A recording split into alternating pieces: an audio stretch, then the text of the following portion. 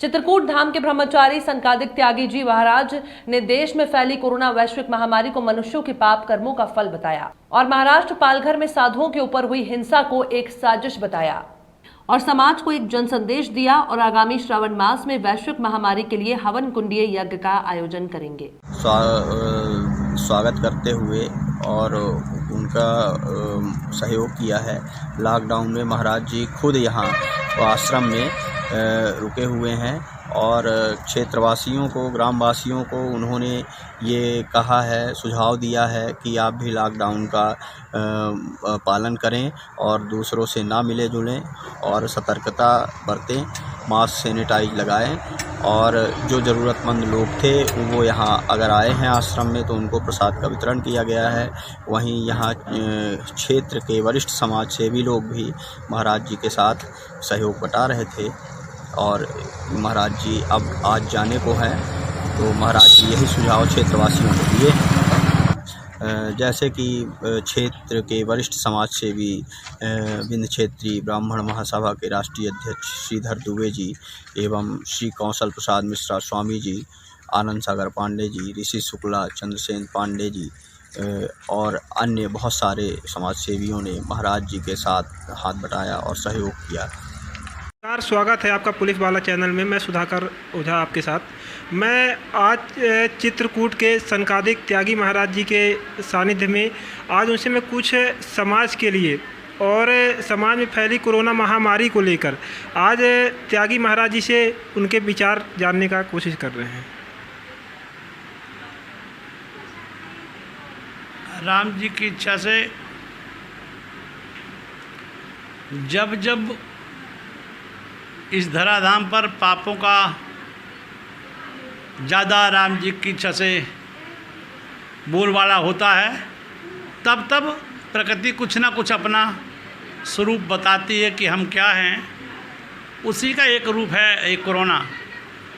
नाना प्रकार के जो यहाँ राम जी की इच्छा से पाप बढ़े हैं, राम जी की इच्छा से यहाँ गऊओं का जो अनादर हुआ है, भ्रूण हत्या हो रही है, राम जी की इच्छा से भाई भाई को नहीं देख पा रहा है, भाई बहन को नहीं देख पा रही है, बहन भाई को नहीं देख पा रहा है, राम जी की इच्छा से पिता को नहीं, पिता बेटा को नहीं।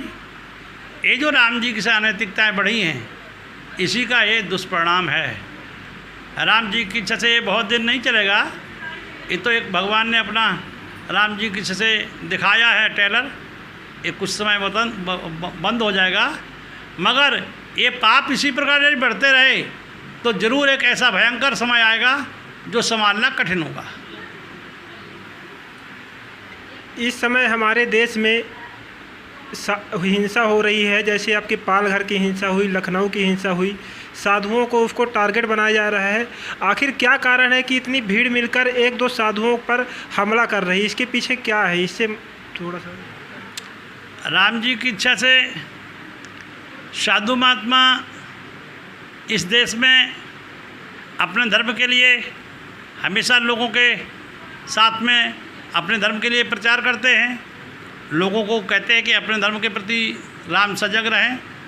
तो लोगों के अंदर में जो लोग विदेशी बाहरी लोग आके यहाँ भारतवर्ष में अपने धर्म का प्रचार करना चाहते हैं, राम जी की इच्छा से धर्म परिवर्तन कराना चाहते हैं, तो साधु महात्मा ही उनको राम जी दिखते हैं कि हमारे लिए ये राम जी रास्ता का कांटा है।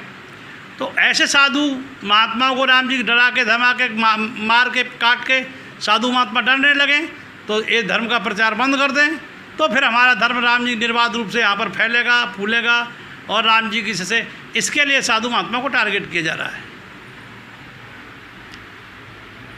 हमारे यहाँ बाईपास जिला रीवा पर ये बाईपास में परशुराम आश्रम बना हुआ है।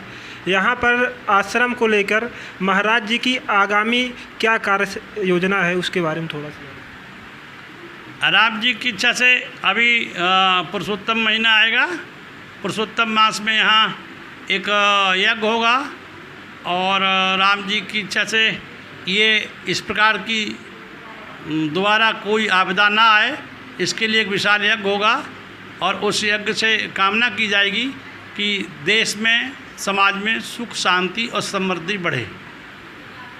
महाराज जी से एक आखिरी सवाल है कि जिस तरह हमारा समाज, हमारे देश के युवा नशे की ओर भटक रहे हैं, तो महाराज जी क्या संदेश समाज को और हमारे देश के युवाओं को देना चाहेंगे? राम जी की इच्छा से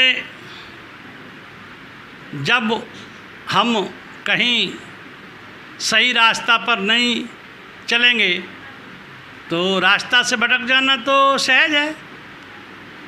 युवाओं को अपने बड़े बुजुर्गों के साथ बैठ के उनकी शिक्षा लेनी चाहिए।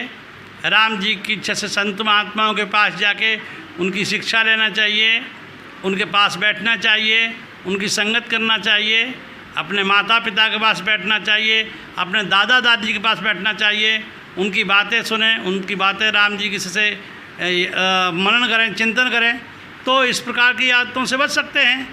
अब जब इस प्रकार से उनको न माता पिता के पास बैठना है, न दादा दादी के पास बैठना है, न कहीं मठ मंदिर में जाना है, न संतों के पास जाना है, राम जी की इच्छा से तो बेकार बैठेंगे तो नाना प्रकार के राम जी से इस प्रकार के उपद्रव उनके मन में आएंगे और नशा सीखेंगे।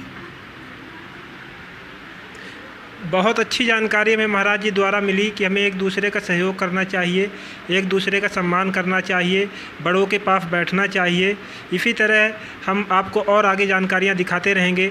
नमस्कार, मैं सुधाकर ओझा, कैमरामैन राज पांडे के साथ।